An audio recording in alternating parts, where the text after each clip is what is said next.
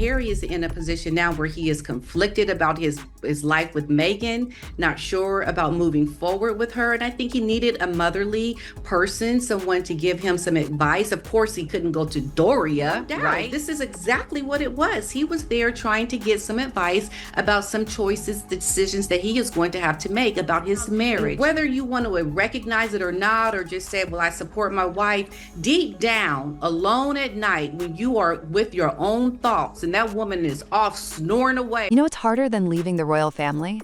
Staying together after you do. Meghan Markle and Prince Harry didn't just walk away from the crown. They walked into something far more complicated. A marriage that had to become a business. Reckon in your head and count all these things that you have lost. Where's your future? Where are you going? Where's your family? You literally have no future. A brand that demanded perfection and a spotlight that never, ever turns off. And somewhere between the Netflix deals and the carefully crafted Instagram posts, something started to crack. Most people didn't notice it at first. How could they? I know a lot about that, which I'm not going to go into in detail today, but that have now effectively been used as the outlet to deny the Hollywood Reporter's story. It is an absolutely bizarre... This was the couple who had it all figured out. The rebel prince and the Hollywood actress who broke every rule in the royal playbook. They held hands like they invented romance. They spoke about freedom like they'd already found it. Every appearance was polished. Every statement was powerful. Money, you're not in a country that you really truly feel welcomed and like this is going to be your forever. You are so... They weren't just in love. They were winning. But here's what nobody tells you about winning. It's exhausting. And when you're performing 24/7, eventually something has to give. It happened on a random Tuesday. Nothing special about the day. Just another speaking engagement, another stage, another crowd waiting to see the perfect couple do their thing. Harry was mid-speech, doing what he does best, connecting with people, being genuine, letting his guard down just enough to feel real. And then Meghan walked up behind him. Her employees revealed as fresh details emerge after dictator claims.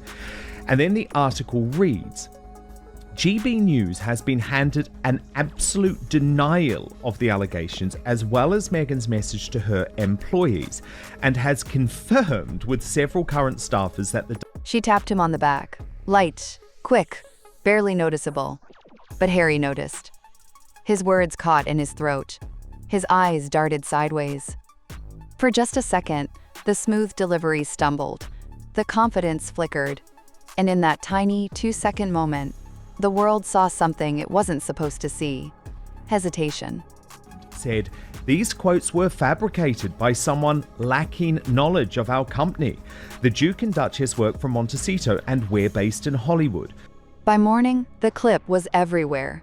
Slowed down, zoomed in, analyzed, like it was the Zapruder film.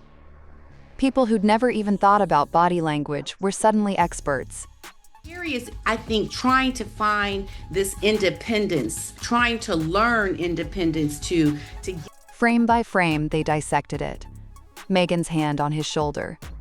Harry's slight lean away. The way his jaw tightened before he recovered. Did you see that? She's controlling him. No, he's uncomfortable being overshadowed. That's not a tap. That's a power move. It didn't matter that the entire interaction lasted less time than it takes to blink. And that this quote would fly, but the circumstances don't even allow for it. If she's marching around and barking orders to Archewell employees, no Archewell employee could factually claim that. It's total nonsense. The internet had decided what it meant. And once the internet decides, there's no going back. Here's the thing about Meghan and Harry. They've spent years building an image so carefully constructed that even the smallest crack feels like an earthquake. Every photo is curated. Every word is chosen. Every smile is timed perfectly for maximum impact. Where you have to make tough choices and decisions, and that's what he is trying to do right now. So that's why he met with her. It makes so much... They've turned their lives into a brand so polished you could see your reflection in it. But polish can't hide everything. And that tap? That was the moment the mask slipped. What people don't understand is that the tap wasn't really about the tap. It was about everything underneath. she had filed angry 5 a.m. emails to employees. And then GB News has another source saying, who hasn't sent an email when they can't sleep or awake early? Months of tension that had been building in private, away from the cameras, behind closed doors where nobody could see. The kind of tension that doesn't explode in screaming matches, but simmers in silence. Either of them at that hour, and even if I did, the Duchess specifically notes in her email signature that everyone has a different working day, and to not feel obligated to respond outside of... Sources close to the couple, people who actually know what goes on, when the cameras stop rolling, they'll tell you it's been brewing for a while. Not hatred. Not even anger, really, just friction. The kind that comes when two people who love each other start wanting different things. Meghan is a planner. Always has been. Griffith, who is this new propagandist, is really talking up this September meeting. She didn't get from cable TV actress to Duchess by accident. Every step was calculated. Every move was strategic. And when she left the palace, that same strategic mindset came with her. She sees their life as a chess game. You don't make moves without thinking 3 steps ahead. In another condemnation of the claims, GB News understands that Meghan's email signature contains the phrase, quote, "My working day may not be your working day. Please do not feel obliged." To her, image isn't vanity. It's survival. One wrong photo, one unscripted moment that gets twisted by the tabloids, and everything they've built could collapse. The deals, the credibility, the narrative they've fought so hard to control. 5:30 a.m., but whatever. My biggest point is, wow, what happened to GB News, and how desperate is Meghan to now be using one of... So she plans, she prepares, she makes sure every public appearance is airtight. Harry, though, he's tired of the planning. For years, he went along with it. He understood why it mattered. After everything they'd been through, with the press, with his family, with the constant attacks, he got why Meghan needed control. First though, have you ever wondered what happened to the legendary Chuck Norris? Well, I recently saw a video he made, and I was shocked. He's in his But lately, friends say he's starting to feel suffocated by it. He wants to speak without rehearsing every line first. He wants to laugh without wondering if it's on brand. He wants moments that feel like they belong to him, not to some carefully managed public persona. What's even more shocking is he's stronger, can work out longer, and even has plenty of energy left over for his grandkids. He did this by just making one... He's not trying to sabotage anything, he's just trying to breathe. And that's where the real problem lives. Meghan sees control as protection. Harry sees it as a cage. So when she taps his shoulder on stage, ready to take the microphone, and he hesitates for just a second, that hesitation isn't defiance, it's exhaustion. And she feels it. He says he still feels like he's in his 50s. His wife even started doing this one thing too, and she's never felt better. She says she feels 10 years younger. Her body looks leaner, and she has energy all day. She feels him pulling back, and it scares her because if he's not all in, if he's not playing the game perfectly, then everything becomes vulnerable. The truth is, their marriage has become something most marriages never have to deal with. A product. They're not just husband and wife anymore. They're a brand. And every single thing they do, from which charities they support, to how they pose in photographs, feeds into that brand. Netflix documentaries. By going to chuckdefense.com/outspoken or by clicking in the link in the show notes below this video on YouTube and Rumble. It will change the way you think about your health. Book deals, speaking tours, podcast contracts. All of it hinges on one thing, the idea that they're united, unshakable, and madly in love. The moment people stop believing that, the deals dry up. The invitations stop coming. The empire crumbles. .com/outspoken and click on the link in the description below to watch the video now. You simply will not believe how simple it is. Just a reminder, the legendary Chuck Norris is a whopping 84 years old, and I have to be honest. Meghan knows this. She lives it every day. That's why she approaches their life like a CEO running a company. Every decision is strategic. Every move has to serve the bigger picture.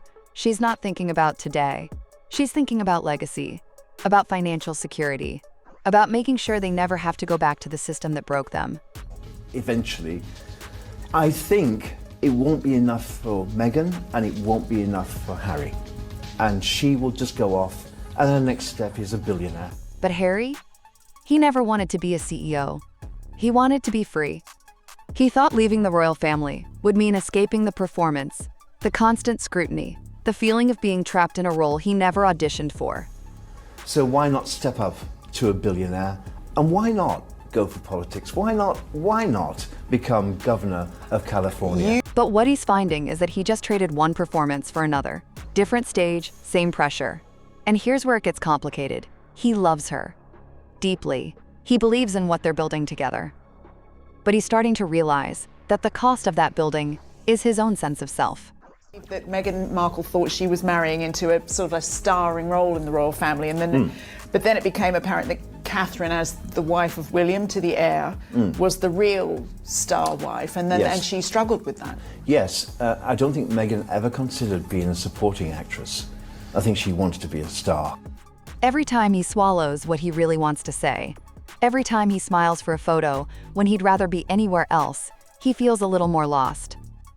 Friends who've known Harry for years, guys he served with in the military, people who knew him before any of this. And pretended that she was walking in the distance. And then not long after that humiliation, obviously this is on the stage, everybody's there watching it, the other organizer, a gentleman, goes... They say he's different now. Quieter. More withdrawn. He used to be the guy who'd crack jokes in the middle of serious moments, who'd pour drinks and lighten the mood no matter how heavy things got. But that version of Harry is fading.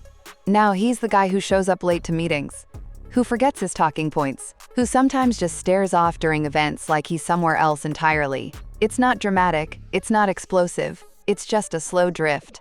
And Meghan notices. Supporting actress. I think she wanted to be a star. I think that is one of the huge problems, isn't it, Angela? Because when you were writing... How could she not?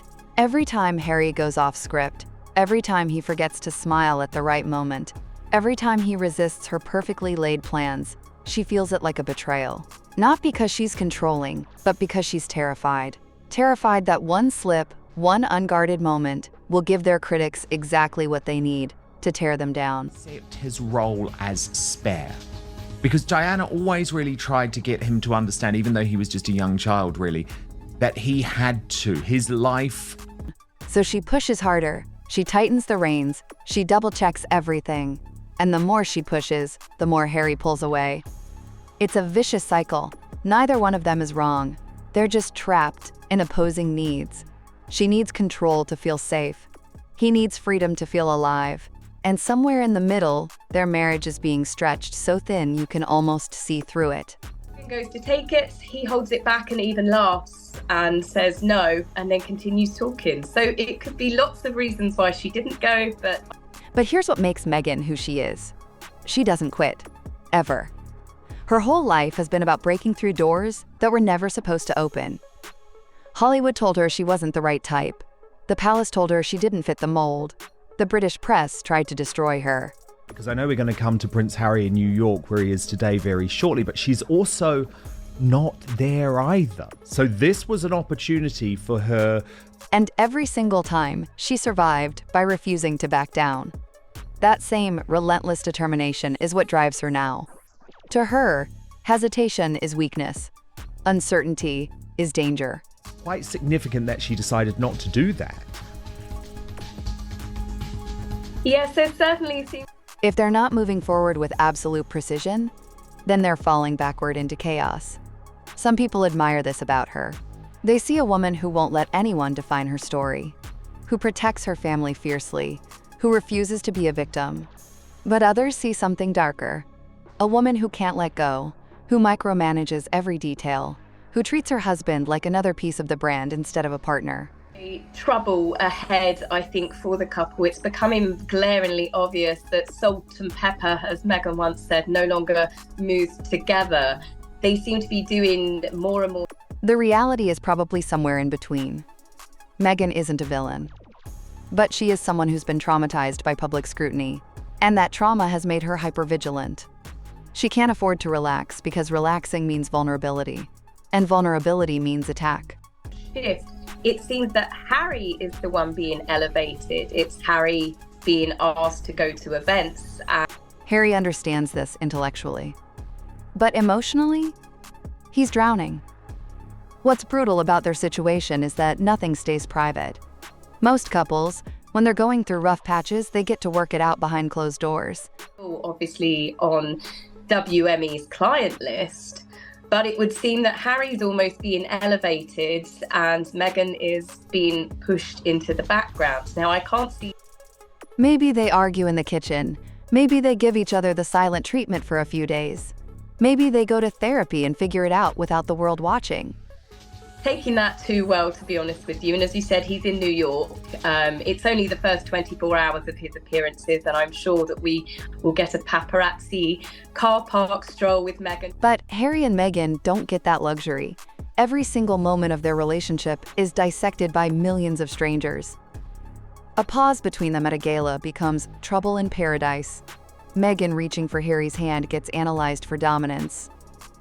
Harry laughing too comfortably with someone else becomes proof he's miserable at home. Barbara Montecito area. You can synchronize your watches to it normally when her husband is making appearances, but there does seem to be. Their private struggles aren't private. They're entertainment. They're content. They're fuel for a machine that never stops consuming. And the worst part, the more they try to control the narrative, the more ammunition they give people. Every carefully worded statement, every polished photo, every strategic appearance just makes people more suspicious. Politics is name recognition. And Paul Burrell is also right to say that Meghan is always looking for the next thing. Harry is not going to make her a billionaire. Prince Harry will not make Meghan Markle a billionaire. She wants to be a billionaire if it's the last thing she does. What are they hiding? Why does everything look so perfect? When are we going to see the real them? It's impossible to win. If they're too polished, they're fake. If they show cracks, they're falling apart. There's no middle ground. No version of their relationship that satisfies everyone. Yeah, it's odd, isn't it? It is very odd. And certainly there's trouble in terms of her Hollywood career because as you... Behind the scenes, the toll is crushing. People close to them say Harry's back in therapy, trying to untangle everything he's feeling. Meghan, meanwhile, works harder than ever, strategizing, planning, pushing for even more control over their image. Because if she stops, if she lets her guard down even for a second, she's convinced everything will fall apart. See, that they hosted, and that's a really significant moment in the Hollywood calendar. Again, that would have been an opportunity for her to say, oh, I'm not taking this Hollywood Reporter thing very seriously, but I think she is, and I will come to that momentarily. Friends worry about both of them. Not because they don't love each other. That's the tragic irony, they do.